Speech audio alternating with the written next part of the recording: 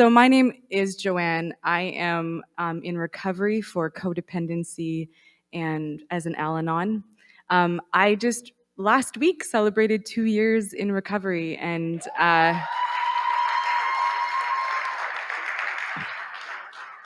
it's funny. I started.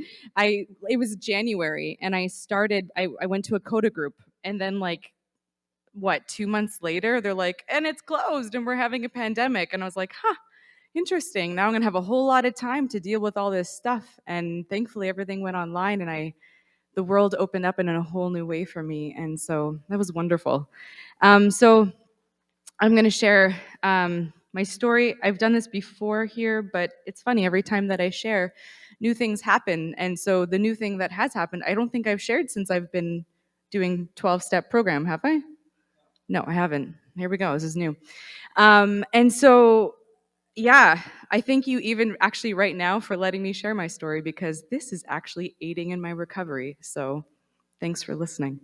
Um, Addiction is a deadly disease. And I think that I minimized my addiction for a really long time. I wasn't even aware of it because I blamed the addict. See, I grew up in a home where addiction was prevalent. Um, my dad was alcoholic, my mom codependent, and all these different things. And chaos was normal for me. And while it's something that I think can feel really bad, it's something that I began to crave. And I started doing it, and I got primed to be able to enter into my own addiction. And I didn't know that I had it for a very long time. Really, until about 2 years ago, I just kind of tried to prod along in life and try to be perfect and try to prove to everyone it was okay, and that I was, yeah.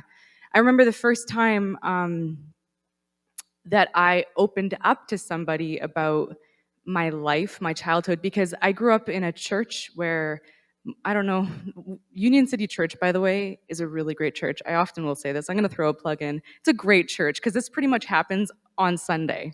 So if you're looking.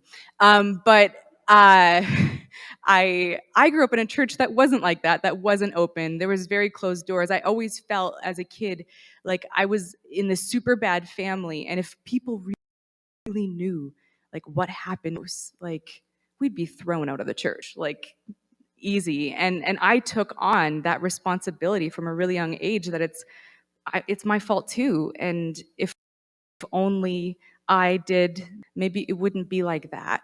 And that was the spiral. And my taking responsibility for others didn't just happen within my family of origin. It started then happening elsewhere, because when I was 18, I moved away. I went to BC and needed to just go as far as I could. I grew up in Saskatoon, and I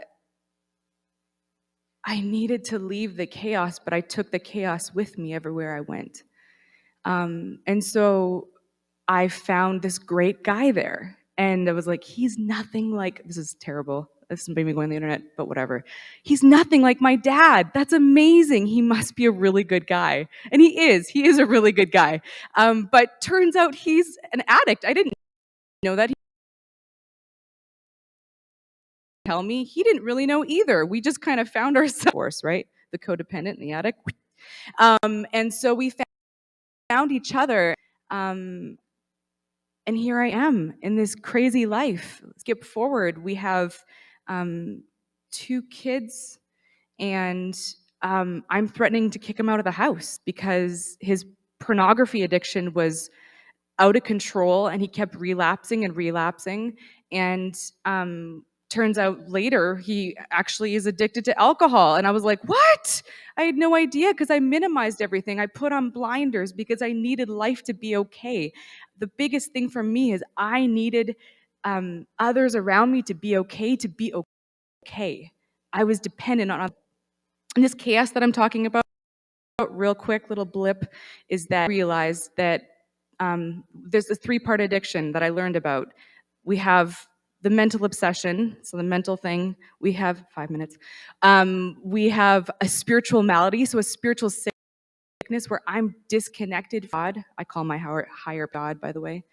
And I found out I have this body thing going on that is an addiction to adrenaline, which is why I create chaos, which is why my mind is so chaotic. And so it's something I don't really, really necessarily want, and yet I do, and I crave, and I keep finding myself in these situations.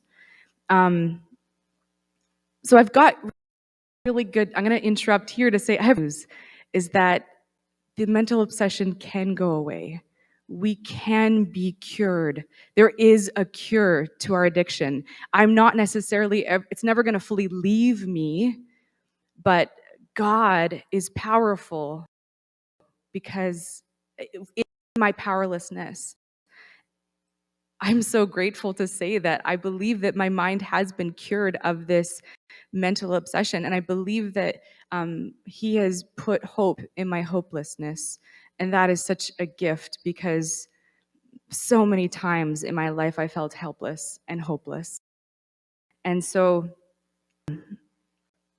yeah. So I wanted to read something from the big book, which is hilarious because I took this thing in my program and I got to transcribe it to fit me.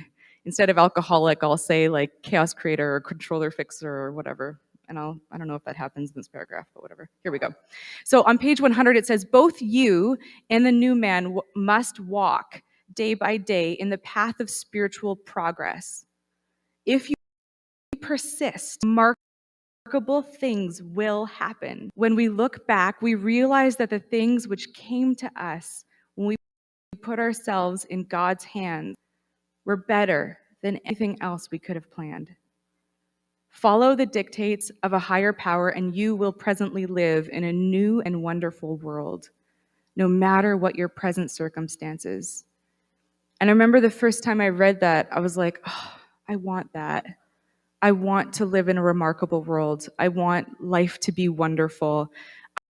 I don't know how to make it wonderful, but God made it wonderful. And I think it's amazing because it wasn't something I had to do. It was me placing myself in circumstances and being willing and getting real honest and submitting to a process that is really uncomfortable and really, really hard to look in the mirror and see the things, the hurt that I've caused other people, the resentments that I have, the fear that eats away at me and constantly nags at me if I don't connect to God every single day. And so I think for me, when I look at my spiritual journey, I think of, like I said, I grew up in the church. It wasn't all bad stuff. I actually got to meet God. I got to learn about the Bible. I got to meet Jesus. I got to go to youth group. I went to camp, but not the kind of camp you guys talk about. Maybe if I'd gone a few more years, I could have gone to camp.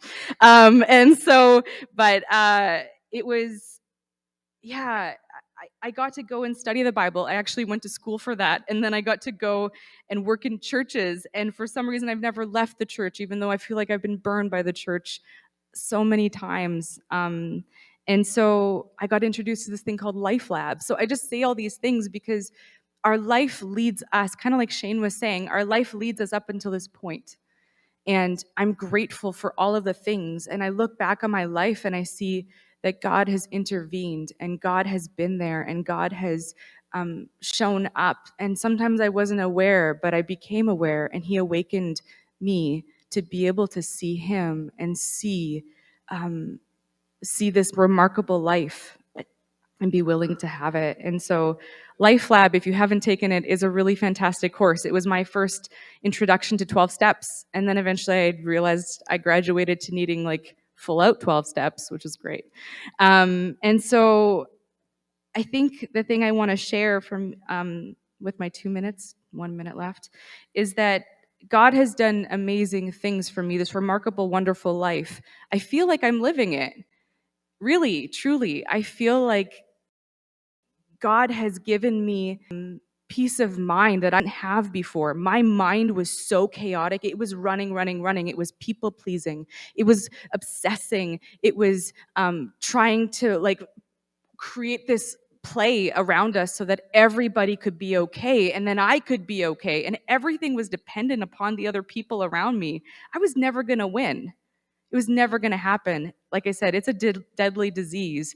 For me, my death could easily be suicide, or my death could easily be um, just a long, painful, miserable death, which maybe seems worse in some ways because it's just horrible.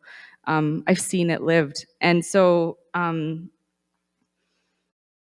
yeah, God me, thinking about the other day, fear I was just talking about is this thing that just takes us out.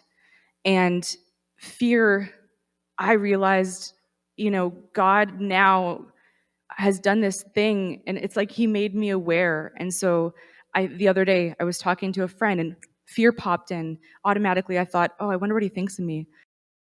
Oh, I wonder if he thinks I wonder if he'll not want me to be a part of this thing because like I've messed up and and fear started rolling and rolling and invited me to jump on board and get crazy. And it was amazing because I knew I had this spiritual toolkit that just said stop. And I paused. God, oh, like, what are these fears? And I sat there and I felt them, and then just been like, I asked God, like, well, what's true? And he showed me all of the lies that were underneath all of these fears. And like, it was this instant freedom that I never thought was possible because I didn't know how to beat fear on my own. It's not really possible to beat fear on our own, just so you know.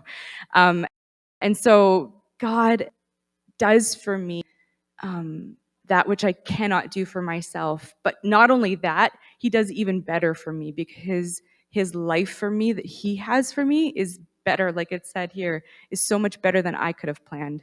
And so with that, I thank you for letting me share. And yeah, thank you for being here and showing up and listening. Thanks, guys.